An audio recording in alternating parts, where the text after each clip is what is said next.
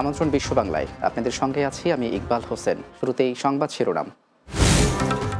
মালদ্বীপে বাড়ছে সড়ক দুর্ঘটনা, যা গত বছরের তুলনায় প্রায় দ্বিগুণ। প্রবাসীদের মোটরযান ব্যবহারে সতর্কতা অবলম্বনের পরামর্শ বাংলাদেশ দূতাবাসের। 14 বাংলাদেশি সহ 99 নারী পুরুষকে আটক করেছে মালয়েশিয়ার ইমিগ্রেশন বিভাগ। ওয়ার্ক পারমিট অপব্যবহারের অভিযোগ। এবং ইসরায়েল ইরান যুদ্ধে আতঙ্কিত ইরান প্রবাসী বাংলাদেশিরা। হামলাকে ইরানের সার্বভৌমত্ব সামরিক আগ্রাসন বলে মন্তব্য ঢাকার ইরান দূতাবাসের।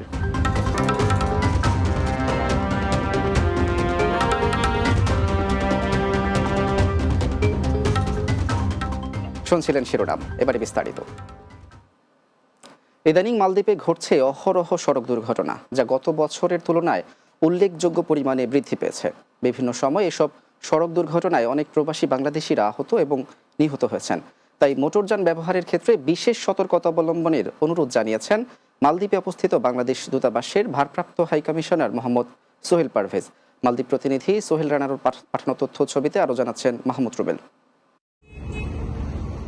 দ্বীপরাষ্ট্র মালদ্বীপে বেড়ে চলেছে সড়ক দুর্ঘটনা, যা গত বছরের তুলনায় এই বছরে উল্লেখযোগ্য পরিমাণে বৃদ্ধি পেয়েছে।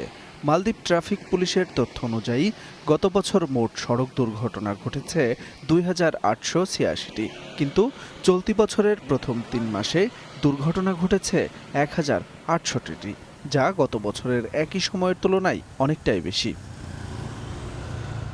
সম্প্রতি সড়ক দুর্ঘটনায় জাভেদ চৌধুরী শাহিন নামের এক বাংলাদেশি যুবক নিহত হন।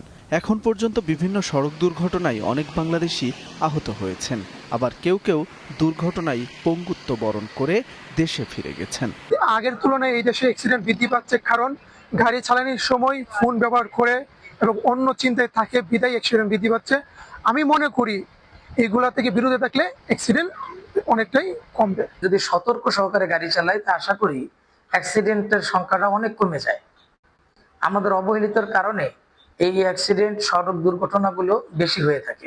আমি একজন প্রবাসী হিসেবে মনে করি গাড়ি চালানোর সময় খুব সুন্দরভাবে ধীরস্থিরভাবে এবং লিমিটের ভিতরে থাকে, আইন অনুযায়ী লিমিটের ভিতরে থেকে গাড়ি চালাবেন, তাহলে এই দুর্ঘটনা থেকে বাঁচার সম্ভাবনা আছে।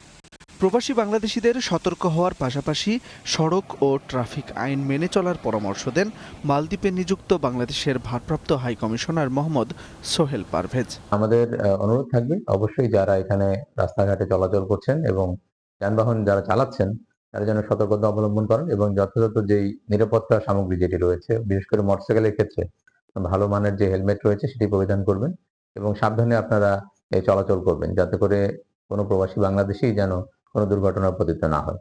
এসব দুর্ঘটনার হাত থেকে রক্ষা পেতে মোটরযান ব্যবহারকারীদের নির্দিষ্ট গতিসীমা মেনে চলা, মোবাইল ফোন ব্যবহার বন্ধ রাখা, হেলমেট পরিধান করা সহ গাড়ি চালানোর সময় সতর্ক থাকা জরুরি বলে মনে করেন সংশ্লিষ্টরা। Mahmud Rubel, Bangla TV news desk.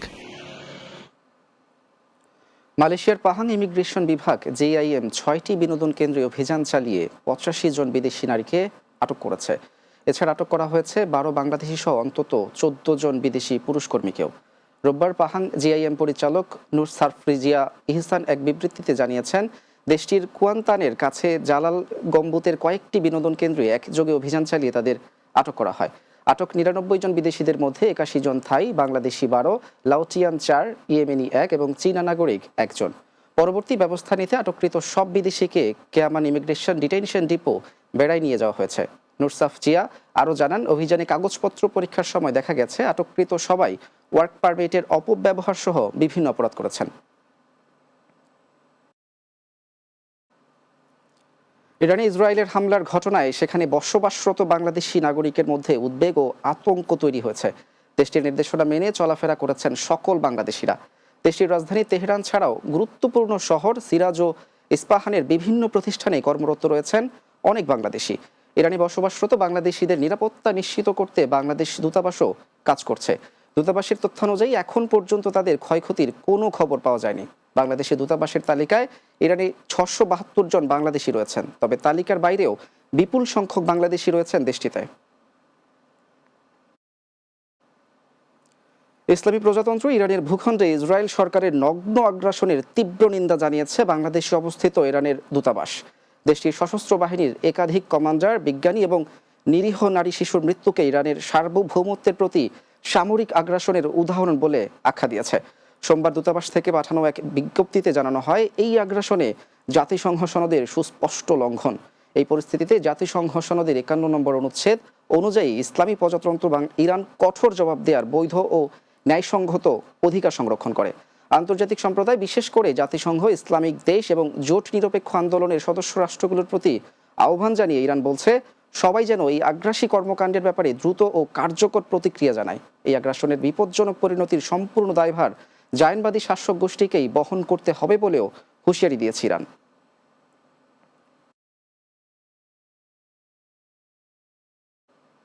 বিশ্ব বাংলায় নিচ্ছে ছোট্ট একটা বিরতির পর অন্যান্য সংবাদের সঙ্গে আরো যা থাকছে। যশোরের অভয়নগরে কুয়েত প্রবাসীর গলা কাটা মরদেহ উদ্ধার, তদন্ত চলছে জানিয়েছে পুলিশ।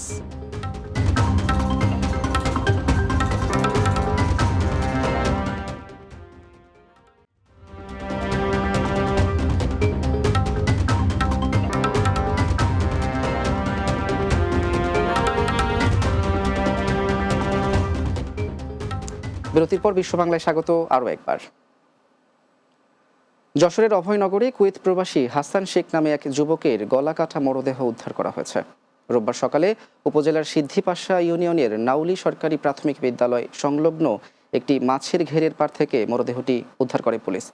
নিহত প্রবাসীর বড় ভাই SM মুন্না শেখ জানান, 2018 সালে কুয়েতে চলে যায় হাসান।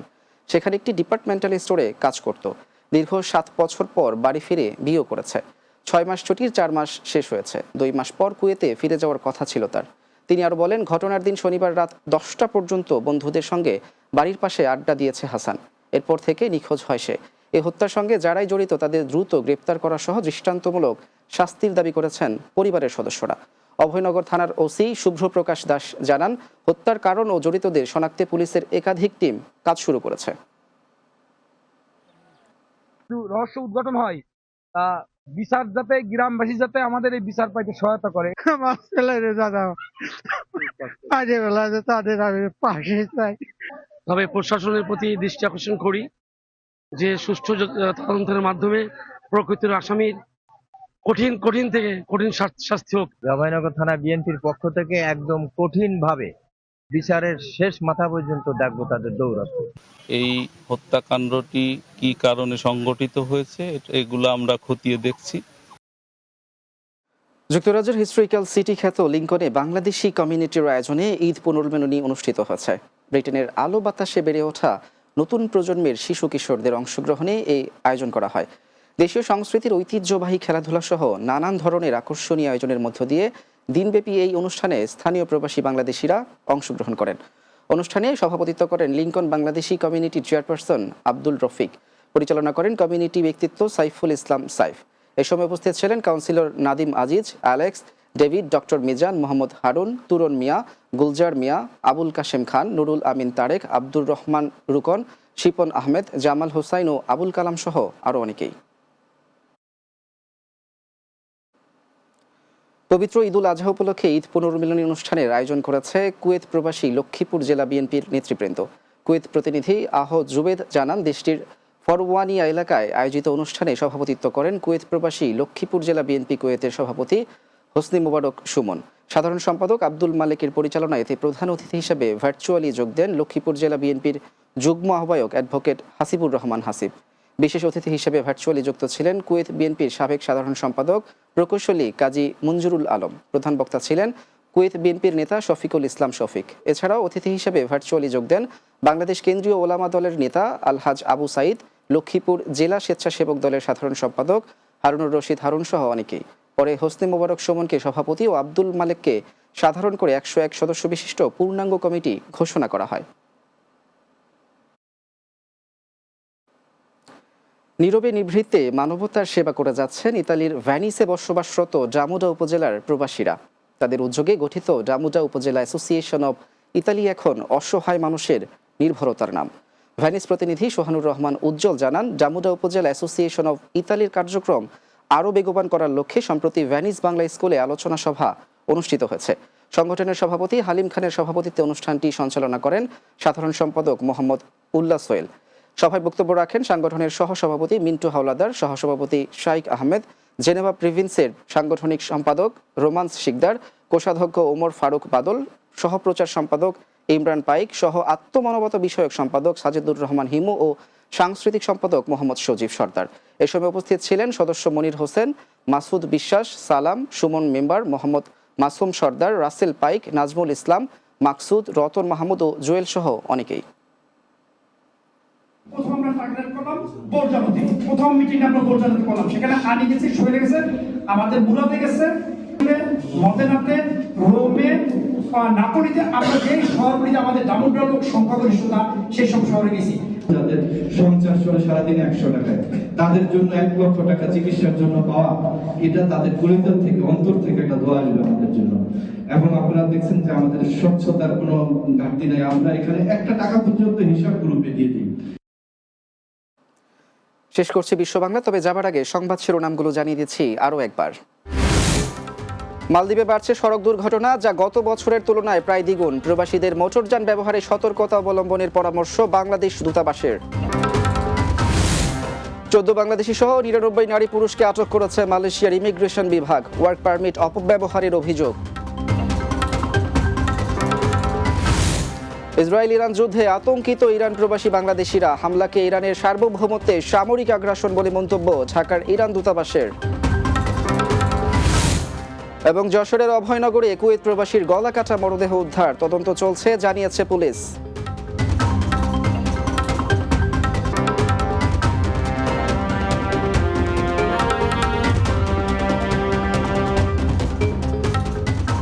এই ছিল বিশ্ব বাংলায়। এতক্ষণ সঙ্গে থাকার জন্য ধন্যবাদ।